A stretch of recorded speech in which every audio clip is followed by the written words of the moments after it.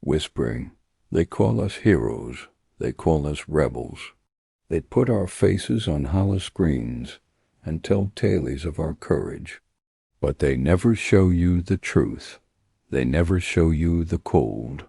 I remember my first drop, Hoth. They said it was a frozen wasteland, but words don't do it justice. The wind doesn't just bite. It tears at you, seeps into your bones until you can't feel your own fingers on the trigger.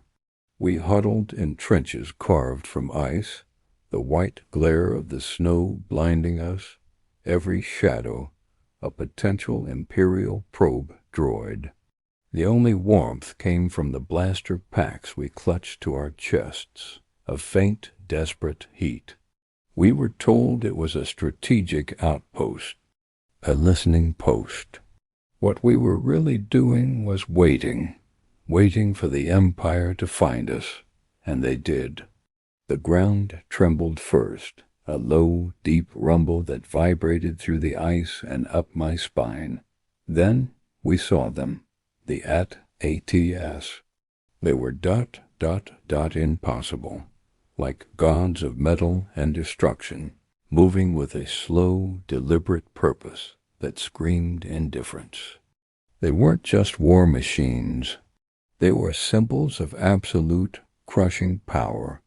Our heavy cannons fired, green bolts splashing harmlessly against their armor. Our snow speeders, piloted by the bravest people I've ever known, zipped around them like angry insects, trying to trip them up with tow cables. Some succeeded. Most were swatted from the sky, exploding in silent orange blossoms against the endless white. Down in the trench it was chaos. Snow kicked up by blaster fire filled the air, thick as smoke. You couldn't see a thing. You just aimed at the thunderous footsteps and prayed. The sound, the rhythmic asterisk stomp, asterisk of the walkers, punctuated by the high-pitched shriek of TIE fighters overhead and the desperate cries of your comrades. It's a symphony of dread. I saw a man next to me, just a kid from Alderaan, his face a mask of terror, vanish in a flash of red light. No scream, just gone. One moment a person full of hopes and memories. The next, a scorched patch of ice. We were ordered to retreat. Retreat. It's a clean word for what we did. We ran. We scrambled through collapsing ice tunnels, the screams of those trapped behind us echoing in our ears. We ran for the transports, our only thought to get away from the mechanical gods striding across the plains. I didn't look back. You learn that quickly. Never look back. After Hoth, I was assigned to a deep-cover cell on a city planet in the mid-rim. It was supposed to be easier. No front lines, they said, just intelligence, sabotage. They were wrong. The cold of Hoth was honest. This was a different kind of chill. Here the enemy wore a friendly face. The local governor, the patrol of stormtroopers smiling at children, the neighbor who reported you for having a broken comm unit. Fear was the air you breathed. Our mission was to disrupt a supply depot. Simple enough, in and out. But someone talked. We walked into a trap. We weren't met by an army, but by an inquisitor. I'd only heard stories. The red blade hummed, a sound that made the air feel thin, that made your own heart feel like it was trying to beat its way out of your chest. She didn't fight us like a soldier. She played with us. She used the Force to turn our own fears against us. I saw images of my family, their faces contorted in pain. I felt a phantom pressure around my throat, choking the air from my lungs. She deflected our blaster bolts with a flick of her wrist, sending them back into our own ranks. There was no honor in it, no combat. It was an extermination.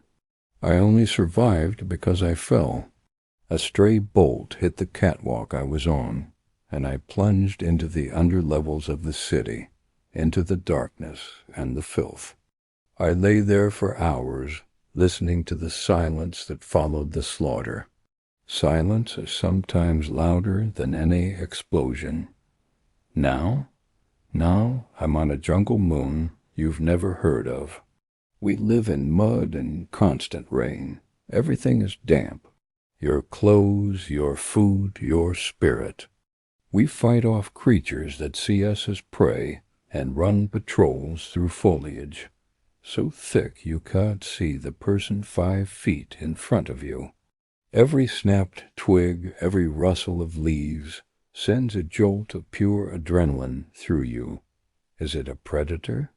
Or is it a stormtrooper scout? Your nerves are frayed raw all the time. Sometimes at night I look up at the stars. Somewhere out there, senators are giving speeches. Generals are moving fleets on holographic maps.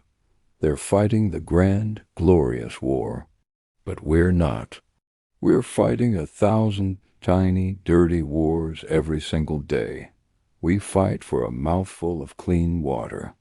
We fight for a dry place to sleep. We fight against the insects that burrow into our skin, the rot that claims our boots, and the despair that tries to claim our minds. We aren't fighting for the galaxy. Not really. We're fighting for the person next to us. We fight so that maybe, just maybe, the kid from the farm planet who shares his rations with you will get to see his home again. We fight in the hope that one day there will be a day without fighting. They call us the spark that will light the fire. But a spark is a fleeting thing. It burns bright and fast, and then it's gone. Most of us will be gone before we ever see the flame. We are the cost, the unseen, unspoken cost of freedom. So when you see those hollows, when you hear the stories of heroes, remember us. Remember the ones in the mud, in the cold, in the dark. We are the rebellion, too, and we are terrified. But we are still here, for now.